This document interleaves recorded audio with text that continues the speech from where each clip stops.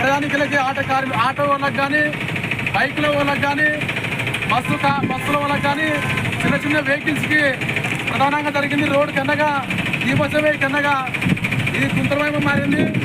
కానీ ఇక్కడే కోడుమూరులో government hospital రావాలంటే కూడా, గర్భిణీ స్త్రీలు రావాలంటే కూడా పక్కనే గ్రామాలు లింగంజిన్న కానీ, బోజేపాడు కానీ, మాసపురం కానీ, ఈరెంపెల్ల కానీ, ఈ దేవరబండ, కోటకొండ, తుప్పనిగుర్తి, కర్రేమల వచ్చే మహిళల స్త్రీలకు కానీ హాస్పిటల్ రావాలంటే కూడా ఆటో పైన రావాలంటే వాళ్ళు ప్రాణము ఉంటుందా పోతుందా అనే ఆలోచనతో ఈరోజు ఈ రోడ్డు నిర్మాణం జరిగింది. ఇక్కడే ఆరోగ్య అధికారులు కూడా ఏమాత్రం కూడా మట్టి కానీ అనే భయంకరం ఉంది.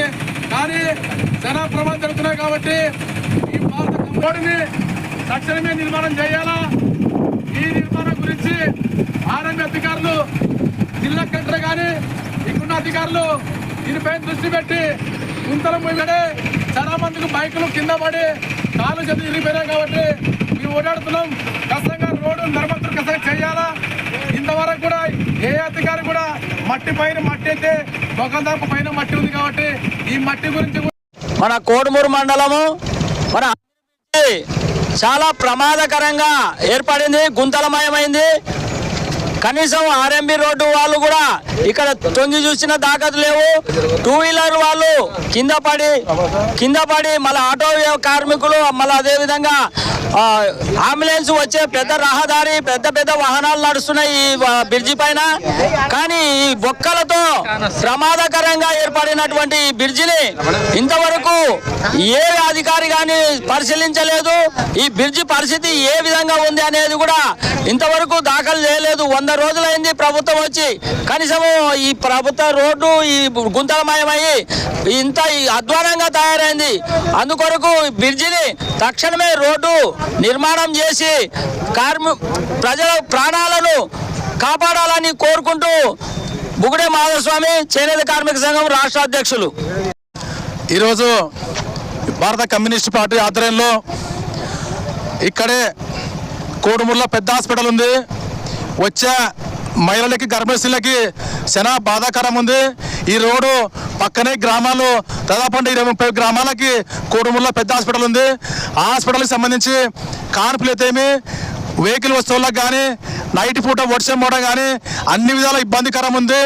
ఆర్ఎంఏ అధికారులు ఖచ్చితంగా తక్షణమే ఈ రోడ్డుని గుంతలు మయమని ఖచ్చితంగా నిర్మాణం ఏర్పాటు చేయాలా. చేయని వేళ మేము భారత కమ్యూనిస్ట్ పార్టీగా రోడ్డు నిర్బంధిస్తామని తెలియజేసుకుంటూ ఈ అవకాశం ధన్యవాదాలు తెలియజేసుకుంటున్నాను. కర్నూలు బళ్ళారికి సంబంధించినటువంటి రహదారి కోడుమూరు బ్రిడ్జి దగ్గర చాలా అధ్వానంగా తయారైంది.